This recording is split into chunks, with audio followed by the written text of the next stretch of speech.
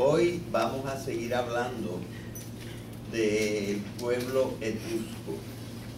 Pero antes de entrar en cómo era el pueblo etrusco y qué hizo el pueblo etrusco, etc., vamos a tener que hablar un poquito de su historia y cómo es que se encuentran en Italia y algunas cosas por el estilo. El pueblo etrusco era un pueblo no indoeuropeo. Ya yo presenté lo que son los pueblos indoeuropeos. Son aquellos pueblos que hablan todos en lenguas diferentes, pero todas esas lenguas están emparentadas, porque la mayor parte de las palabras tienen las mismas raíces, o muchas palabras tienen las mismas raíces. Así que hemos hablado de varios grupos, varios conjuntos, que pueden ser de más de 100 lenguas, en algunos casos, que tienen las mismas raíces. Y el grupo más grande de que hemos hablado es el grupo de los indoeuropeos.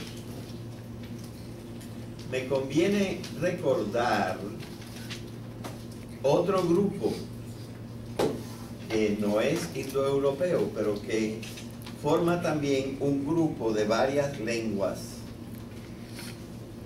de las cuales solo 2 o 3 quedan vivas en el día de hoy. Pero antiguamente tuvieron por lo menos 20 o 30 lenguas de ese grupo. Ese grupo de que estoy hablando, que es otro grupo no indoeuropeo, se llama el grupo semítico. Y estaban alrededor de la Arabia Saudita, que todos ustedes saben dónde está. La península arábiga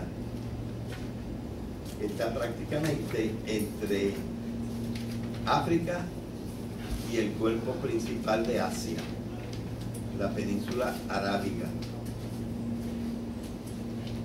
Allí estaban mayormente los pueblos semíticos, y las 2 lenguas principales que quedan de ese grupo son el árabe y el hebreo. Estas son otras lenguas no indoeuropeas. Hay también un par de grupos de lenguas africanas que están emparentadas entre sí.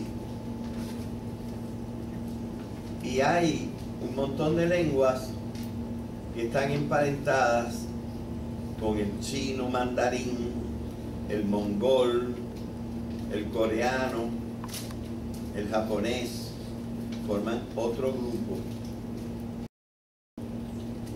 Y todavía hay también las lenguas americanas y otros grupos.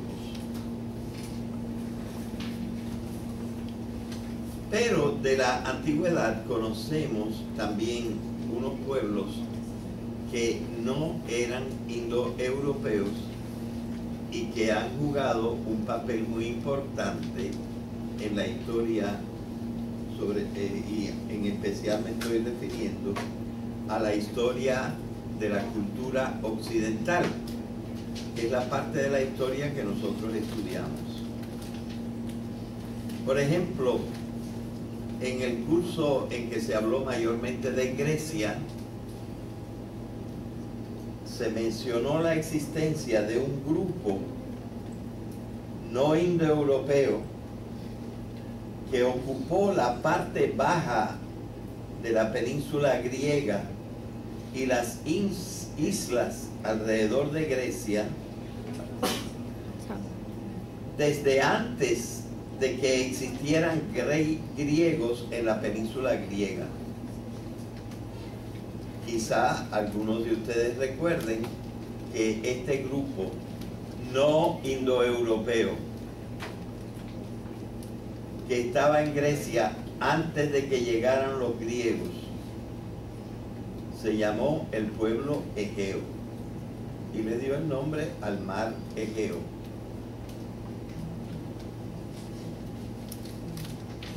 Y también recordarán que los egeos educaron a los primeros griegos y que incluso esos que fueron a pelear a Troya de parte de los griegos pertenecían a la cultura micénica, que era una cultura influenciada por la cultura de los egeos. Así que ellos fueron muy importantes, los egeos fueron muy importantes para los griegos. Hace unos días también explicamos que el pueblo itálico no fue el primer pueblo que entró en Italia, sino solamente el principal pueblo que entró en Italia. Antes ya había una serie de pueblos allí en Italia. Para nombrar un par de ellos podemos nombrar a los lígures o ligures, que dicen algunos, y a los tartesios. Pero esto es la primera vez que yo nombro a esos dos pueblos que eran anteriores a los indoeuropeos que estaban en Europa. Pero después de los itálicos llegaron a Italia tres pueblos que desarrollaron mucha cultura, y dos de esos tres pueblos no eran indoeuropeos. Uno sí. Sí, cómo no, búscalo.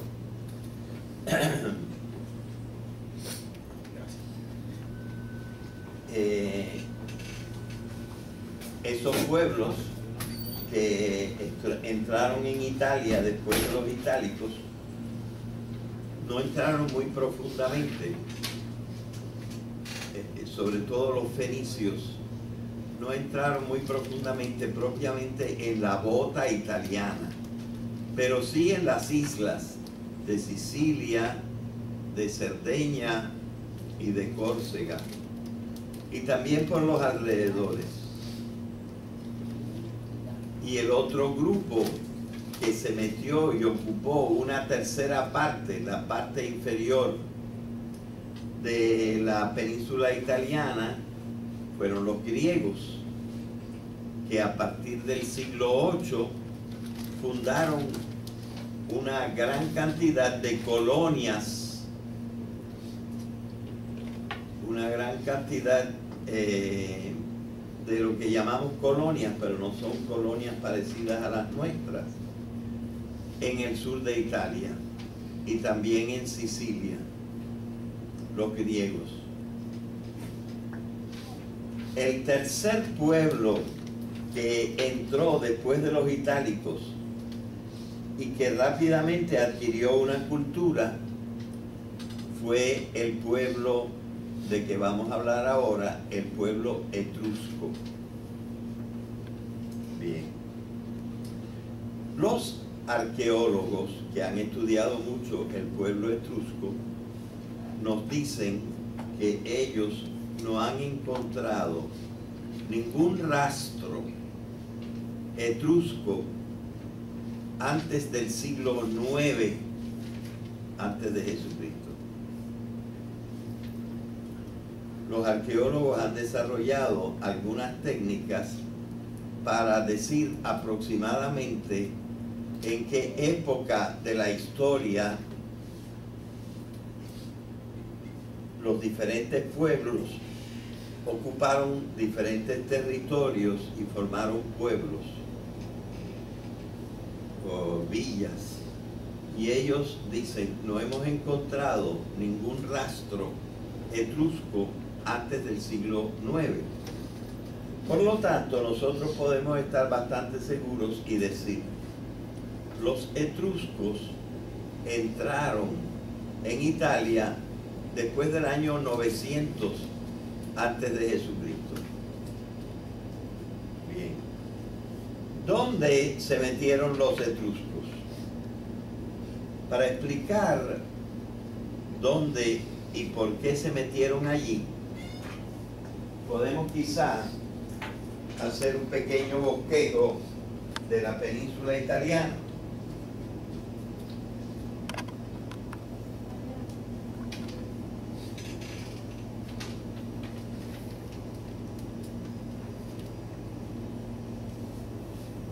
Que sería más o menos así la península italiana. Esto aquí, ¿verdad?, está cerrado y es el mar Adriático. Y aquí está Grecia, un poquito más abajo, ¿verdad? Grecia. Y ya nosotros hemos dicho que aquí hay un espinazo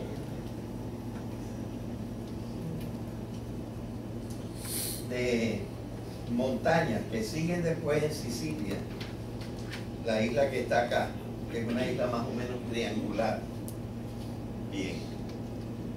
Y entonces, las grandes llanuras, además de una grande que hay acá, pero esta no la estamos considerando todavía, las grandes llanuras están una aquí, otra acá, un poquito más arriba, vamos a ponerla, y más chiquita, y otra acá. Las tres mirando al mar Tirreno. Este se llama el mar Tirreno. Este se llama el mar Adriático.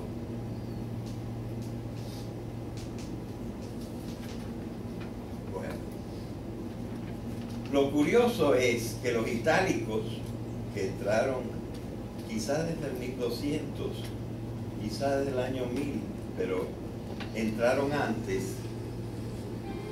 Los primeros se quedaron por acá, unos se quedaron por acá, y esos se llaman los umbrios. Los otros se quedaron en esta llanura de aquí. Y esta llanura, como se llamaba el Lacio, que antes se escribía con I, con T, el Latium, era esta, y fueron los latinos. Se llaman latinos porque entraron en el Latium.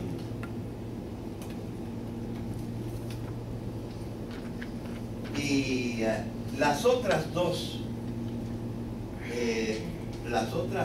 llanuras se quedaron relativamente vacías. Y entonces algunos geólogos han explicado por qué. Y es porque las tres llanuras tenían naturaleza volcánica, tenían volcanes. Y entonces quizás las poblaciones antiguas temían a los volcanes con cierta razón, y entonces dejaron sin poblar las llanuras. Yo supongo que la primera llanura en la cual los volcanes se extinguieron fue el Lacio, y que por eso allí entraron pueblos itálicos. Y ya les he dicho, estuvimos hablando de cuando vino Eneas, y según la leyenda, pero los lagos existen, él fundó cerca de un lago que estaba en el cráter de un volcán extinto, la ciudad de Alba Longa. Y entonces está allí cerquita el lago de Albano, dentro del cráter. Y dentro de otro cráter que está a pocos kilómetros de allí, estaba el volcán llamado Nemi, y ahora hay el lago de Nemi adentro. O sea, como ellos encontraron eso, supuestamente Eneas vino cerca del 1200, 1190, estuvo por ahí, quizá en 1187 o algo así, estuvo por ahí y ya estaban los lagos. Así que esa parte estaba extinguida, la actividad volcánica en la parte central de las tres llanuras, en el Lacio. En la Campania, que se llama esta llanura de acá, se llama la Campania. ¿Y qué quiere decir la Campania? La Campania quiere decir como la campiña, porque tampoco había gente, no había mucha gente al principio, y la llamaban la Campania. Allí hay todavía un volcán que todavía está activo, y es el volcán, el Vesubio. Unos años, unas décadas antes de Jesucristo, el Vesubio tuvo una erupción violenta y tapó con cenizas y lava 5 pueblos que había alrededor. Entre ellos, los 2 que se han excavado para encontrar qué había debajo de ellos, los pueblos que había, están las ciudades de Pompeya y con H, Herculano. Herculano quiere decir que consagrada a Hércules. Bien. Y por eso la Campania tardó también más en poblarse, aunque las tierras son muy buenas.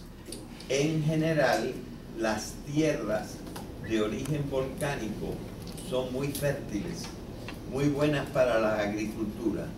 Donde no hay piedra, allí crece la cosa rápidamente. Bien. Al parecer,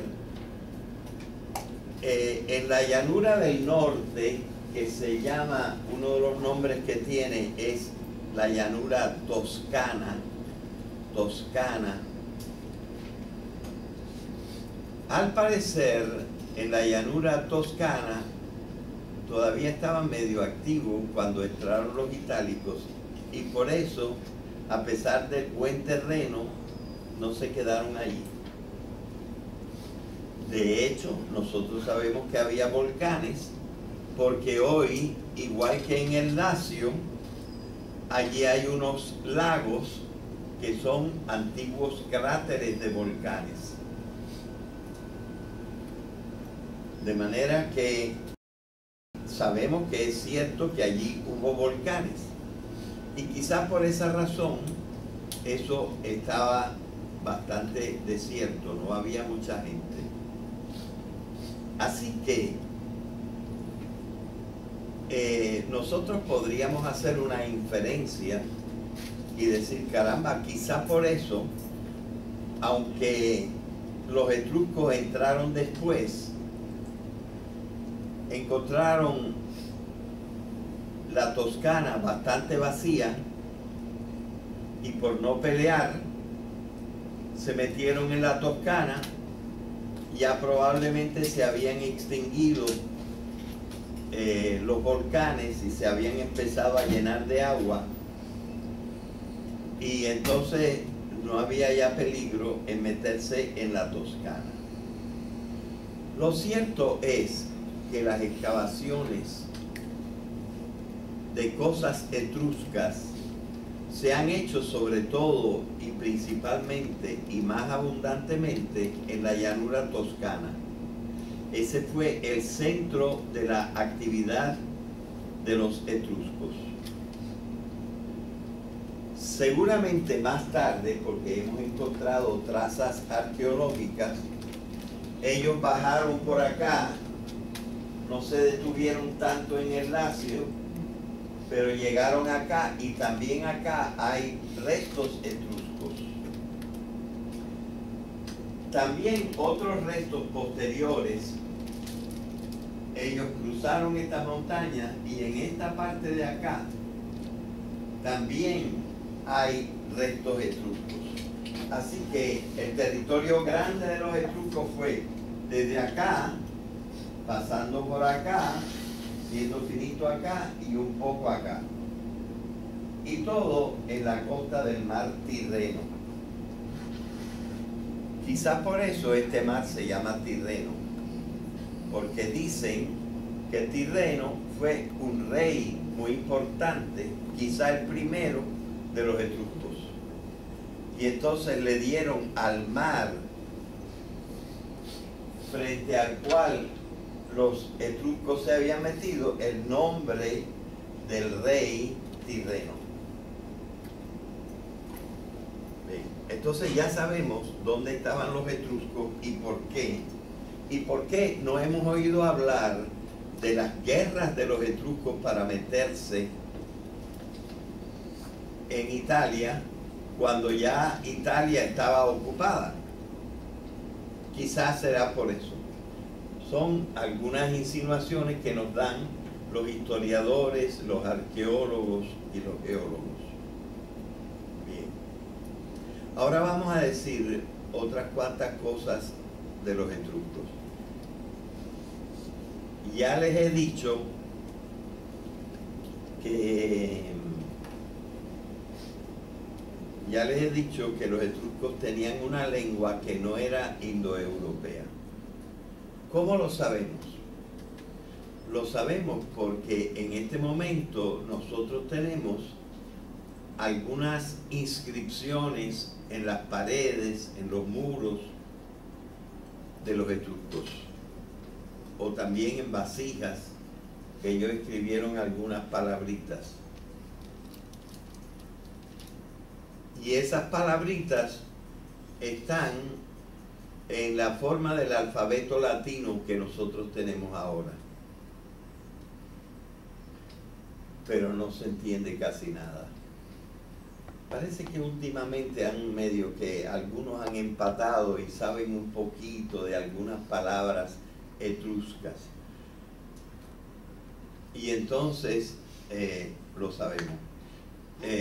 Sabemos algunas cositas y también algunos nombres porque, por ejemplo, debajo de dibujos que ellos habían hecho de personas, escribieron el nombre y lo escribieron con letras latinas. Así que nosotros vemos que los etruscos escribían, pero escribían en una lengua que no se parece a ninguna otra lengua de Europa. Pero podemos precisar un poquito más. Si es verdad que ellos entraron cerca del año 900, seguramente que cuando entraron no sabían ni leer ni escribir. Y la razón principal para saber que ellos no sabían leer ni escribir es que apenas en ese momento, por el año 900, quizá 1500 kilómetros al este de Italia, se estaba inventando la escritura.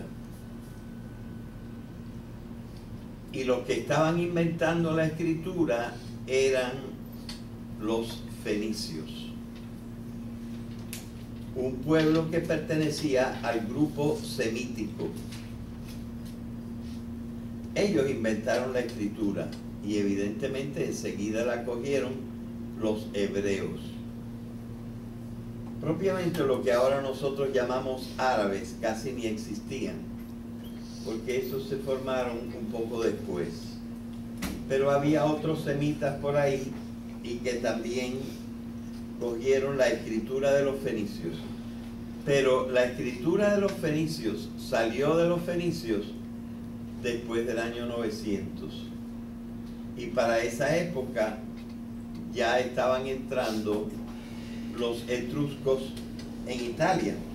Por lo tanto, ellos vinieron sin saber leer ni escribir, porque la escritura alfabética se estaba inventando en otro lugar en ese mismo tiempo. Bueno, los primeros que cogieron la escritura de los fenicios y la adaptaron a su lengua fueron los griegos. Y ellos hicieron el alfabeto griego basándose en el alfabeto fenicio.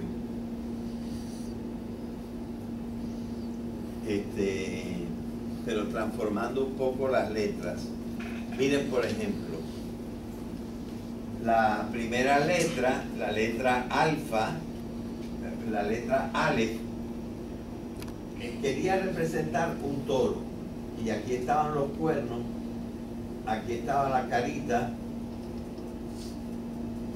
¿verdad? Más o menos así era la letra. Más tarde esta letra se fue simplificando y lo que le hicieron fue un rasgo así para completar el otro cuerno, y un rasgo así, y ni cerraron la cara, y así escribían los hebreos la letra Aleph. ¿Qué hicieron los griegos? Pues esta gente escribía de derecha para izquierda, mientras que los griegos escribían de izquierda para derecha.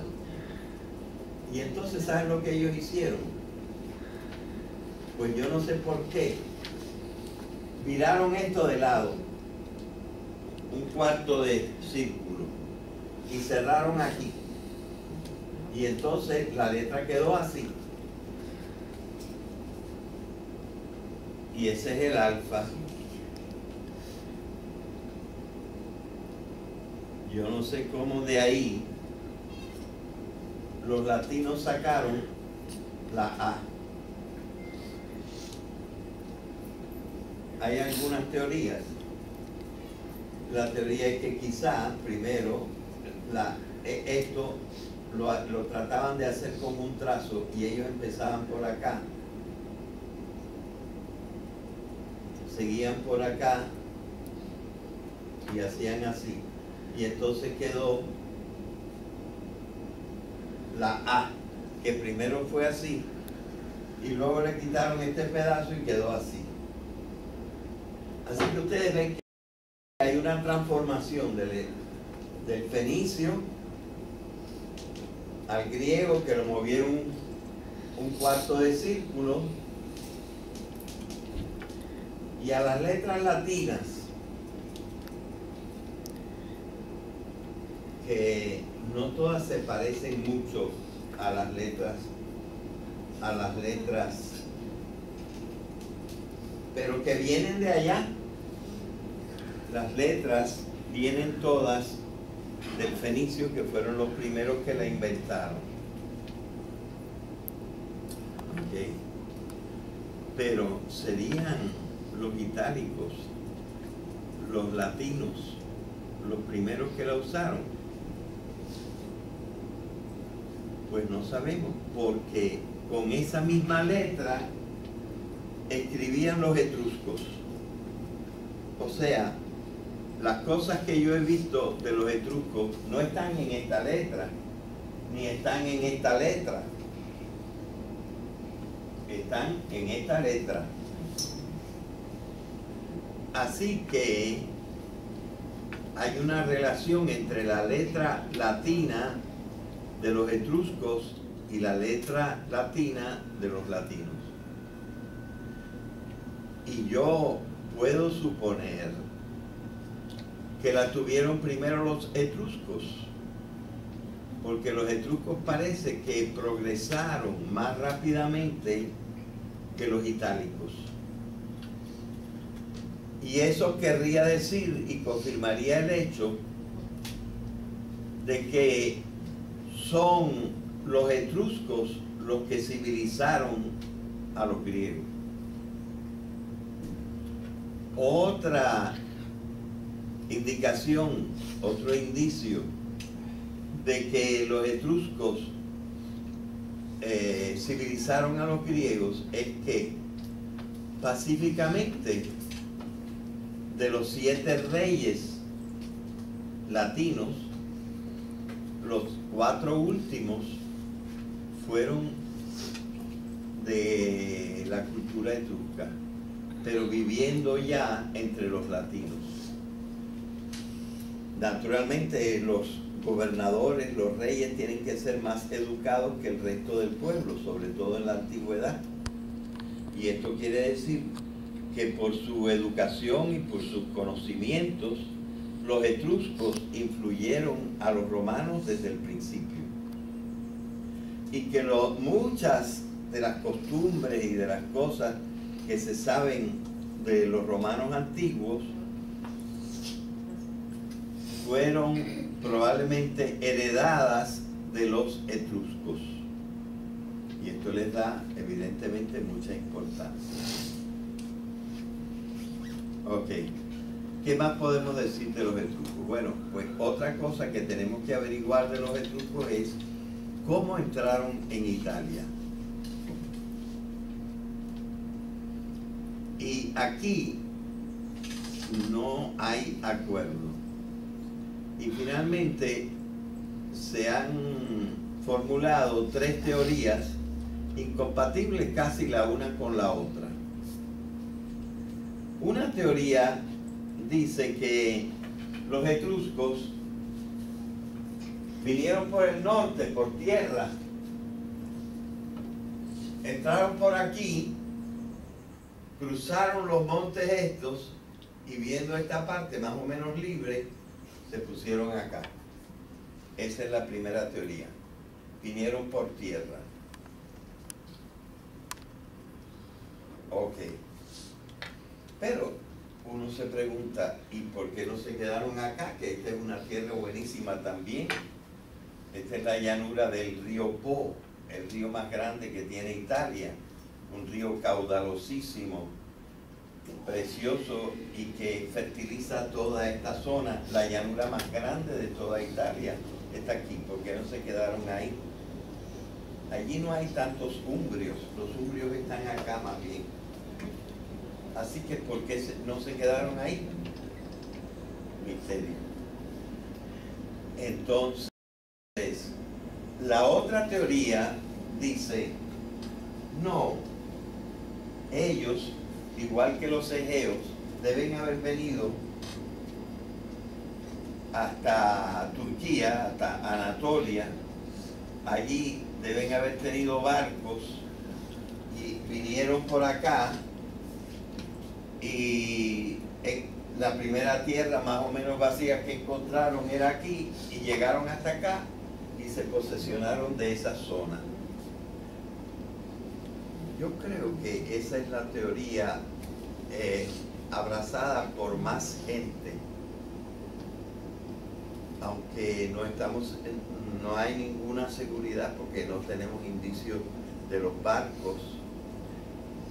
Muchas de las ciudades más importantes de los etruscos no están al lado del mar, sino en la tierra firme ahí, y no sabemos en realidad, pero es la teoría que tiene más gente. Pero al no poder probar ninguna de estas dos teorías, surgió una tercera teoría. Y la tercera teoría sería que los etruscos estaban allí mismo en Italia desde tiempo inmemorial. Pero que quizá hacia el siglo IX cambiaron de la manera de edificar las cosas, de la manera de hacer las tumbas, y todo eso, y entonces lo que se reconoce como etrusco es todo posterior al siglo IX.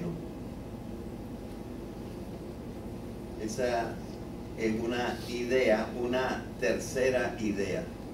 Pero entonces eso hace que no podamos tener la hipótesis de que eso estaba vacío por los volcanes.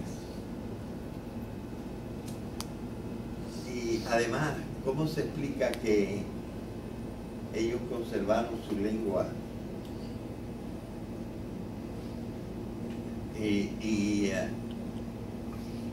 Como toda la gente alrededor hablaba otras lenguas y en Europa todas las otras lenguas estaban emparentadas y las de ellos no. Así que esta teoría, aunque tiene una teoría similar en Grecia, porque ustedes recuerdan que en Grecia se habla de que hubo 4 oleadas de griegos que bajaron en este orden. Los primeros que bajaron fueron los aqueos, que fueron los primeros que se tropezaron con los egeos y entonces adquirieron de ellos su cultura, que se llamó la cultura micénica, pero que fue heredada de los egeos y que fueron los que lucharon en Troya. Y 200 años después de la guerra de Troya, más o menos, o quizás 150 años después de la guerra de Troya, entró la segunda oleada. Y la segunda oleada fue la de los dorios. Los dorios fueron los que arrasaron porque eran bastante salvajes. Y entonces a los griegos se les olvidó la escritura que tenían entonces, que no era alfabética como la de los fenicios y la que tuvieron después, sino era con unas lineecitas, y por eso se llama la escritura lineal. Esa fue la escritura de los micénicos, pero cuando llegaron los dorios, arrasaron las ciudades micénicas y ellos no sabían escribir y todos se olvidaron de escribir. Nosotros sabemos que, me estoy saltando los terceros, que son los jonios, que son los principales de todos los griegos, pero me los estoy saltando para mencionar que la cuarta oleada de griegos que entraron en Grecia fueron los, ay Dios mío, ¿cómo se llaman ellos?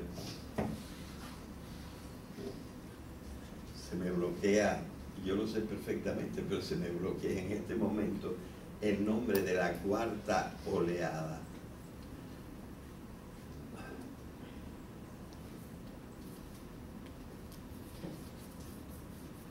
Nada, me bloqueo en recordar el nombre de esta gente.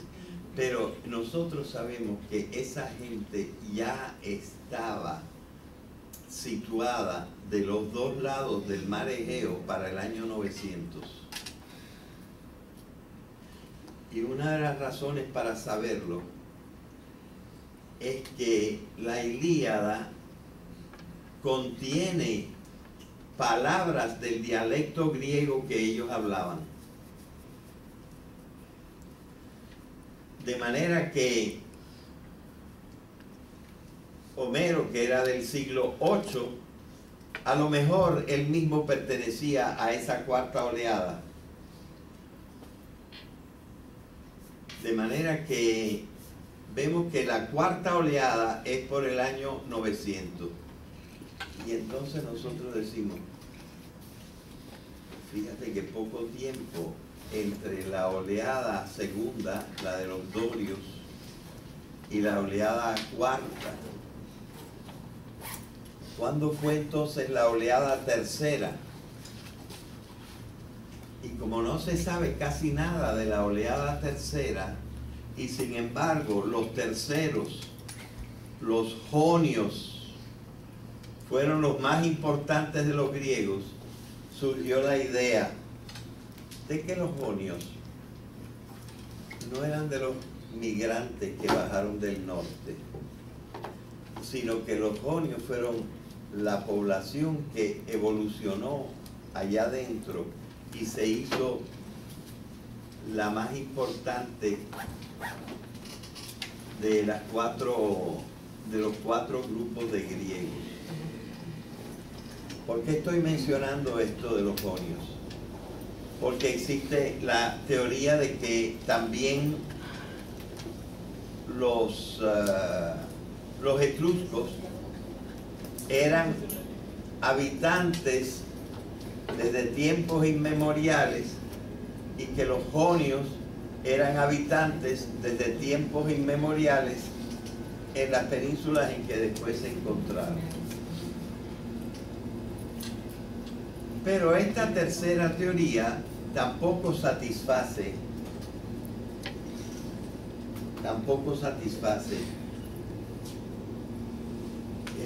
a los historiadores, de manera que resulta ser un misterio cómo es que llegaron los etruscos a Italia. Ahora bien, estábamos hablando de la escritura y tenemos que decir que los etruscos escribían igualita que los itálicos o los romanos, y los romanos escribían igualito que los etruscos. Y entonces se plantea, ¿y quién le dio el conocimiento a quién? Y una teoría es que como los etruscos civilizaron a los romanos, fueron los etruscos los que introdujeron el alfabeto en las tierras de los itálicos. Así que ya sabemos una serie de cosas acerca de los etruscos. Y otra de las cosas que podemos decir entonces es que tenemos que entrar en su civilización y ver algunas cosas maravillosas y espléndidas que tuvieron los etruscos. Pero como ya es la hora, pues lo vamos a dejar para la próxima clase.